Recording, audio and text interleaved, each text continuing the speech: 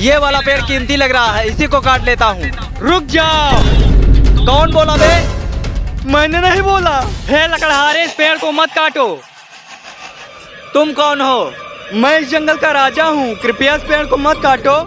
क्यों ना काटूं? अगर मैं इस पेड़ को नहीं काटूंगा तो घर पे मेरी बीवी मुझे काटेगी। अगर तुम इस पेड़ को नहीं काटोगे तो मैं तुम्हें सोने से भरी एक पोटली दूंगा, जिससे तुम अमीर बन जाओगे। ठीक है, दे दो। ये लो।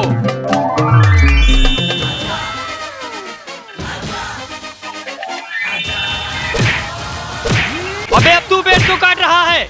उसे इतना सारा सोना दिया, मुझे भी तो चाहिए सोना, मुझे भी दो। अच्छा ठीक है।